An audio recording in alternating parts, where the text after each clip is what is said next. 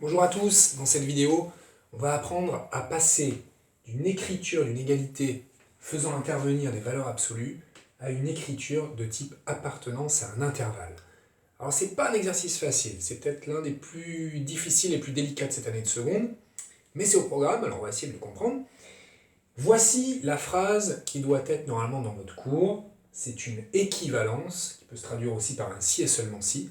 Elle nous dit que la valeur absolue de x moins a est inférieur ou égal à petit r si et seulement si le petit x il appartient à l'intervalle formé par les bornes a moins r et a plus r.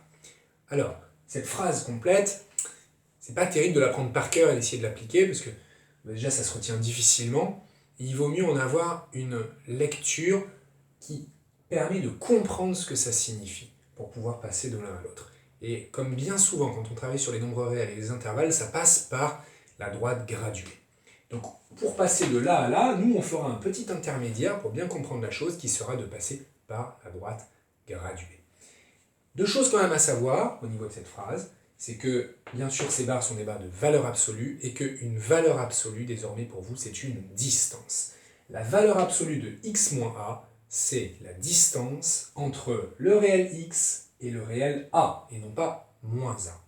Et ce bout de phrase signifie que la distance entre petit x et petit a, elle est inférieure ou égale à petit r. C'est bien d'avoir l'automatisme suivant. Petit a, c'est le centre, ce qui va être le centre de l'intervalle qu'on va écrire à droite. Et petit r, ça va être ce qu'on appelle le rayon de l'intervalle.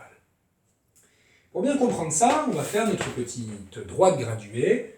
On va placer le réel a, et puis on va considérer ici des x dont la distance à petit a est inférieure ou égale à r. Alors, ils sont où ces x ?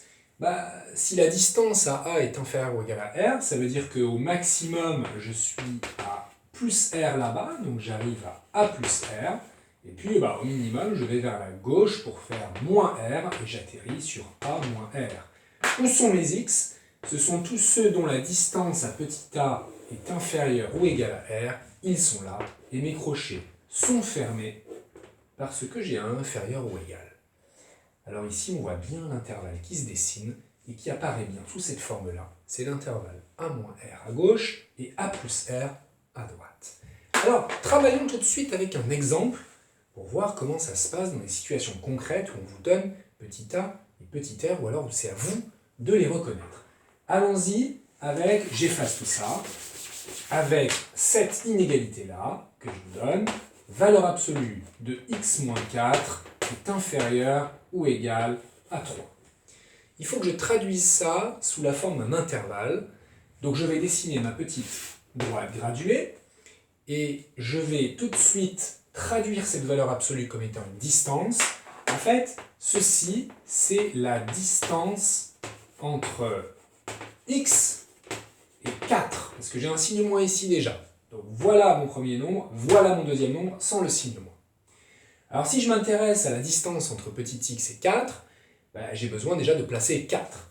4, ça va être mon centre. Voici 4.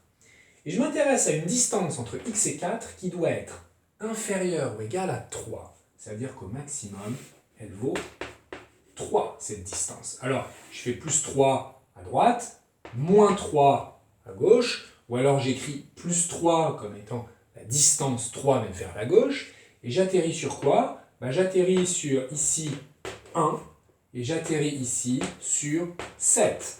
Et encore une fois, je m'intéresse à des x dont la distance entre x et 4, qui est le centre, doit être inférieure ou égale à 3. Ça veut dire que tous mes x sont ici.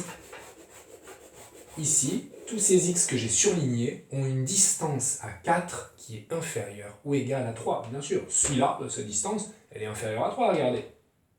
Une distance de 3, ça me fait arriver ici. Celui-là, pareil, celui-là, pareil, celui-là, pareil. Ici, pile en 1, aussi, parce que ça fait pile 3. D'ailleurs, si c'est pile, ça veut dire que je dois mettre des crochets qui sont fermés, bien sûr. Et voilà l'intervalle qui se dessine. J'écris donc l'équivalence. X appartient à l'intervalle 1, 7. Et voilà comment j'ai pu traduire mon inégalité avec des valeurs absolues sous la forme de l'appartenance à un intervalle. Deuxième exemple.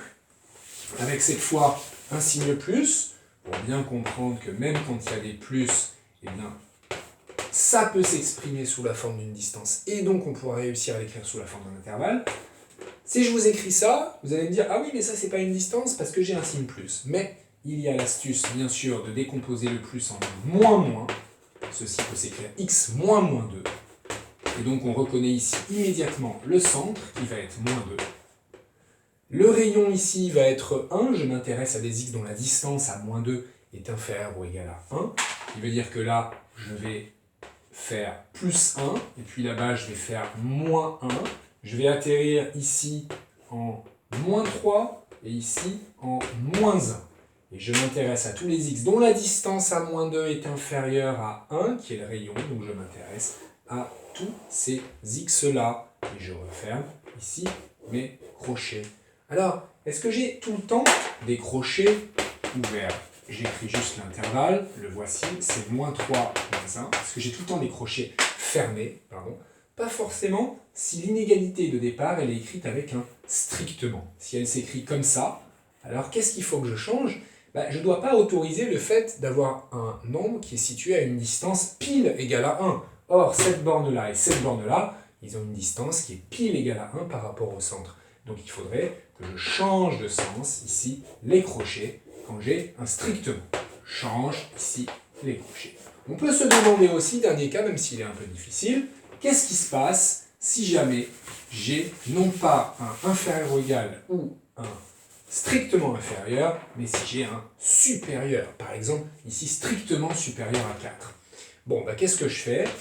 Je trace ma petite droite. Là, je comprends que je suis en moins 2. Je m'intéresse à un rayon de 4. Donc, je vais arriver en faisant plus 4 à 2. En faisant moins 4, je vais arriver à moins 6. Voilà. Et cette fois, je m'intéresse aux x dont la distance à moins 2 est supérieure à 4. Ça veut dire que je dois être plus loin que les deux bornes. Donc les x là, ils ne sont plus entre les deux, mais ils sont encore plus loin.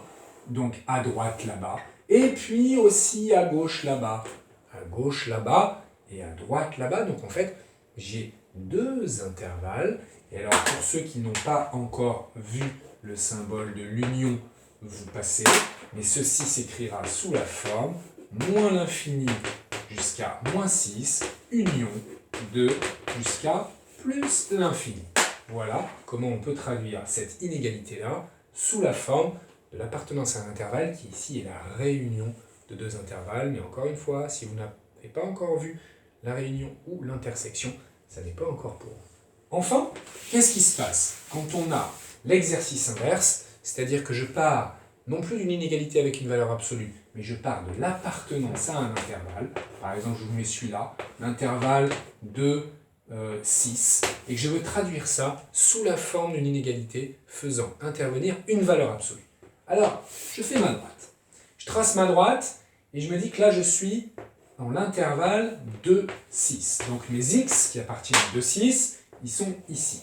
Et la clé de la réussite de l'écriture sous la forme d'une inégalité avec des valeurs absolues, ça va être de trouver le centre et de trouver le rayon, notre petit a et notre petit r.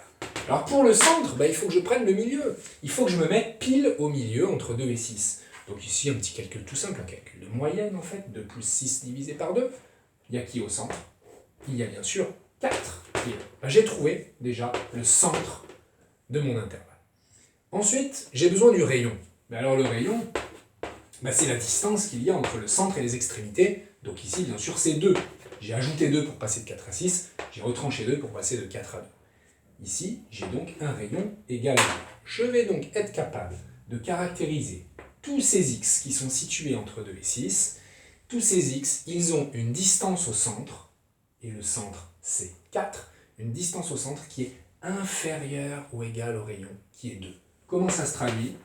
La distance entre x et 4, qui est le centre, s'écrit comme ça, valeur absolue de x moins 4, et on veut que cette distance soit inférieure au rayon, c'est-à-dire inférieure ou égale à 2. Et voilà comment j'écris l'appartenance à un intervalle sous la forme d'une inégalité faisant apparaître des valeurs absolues.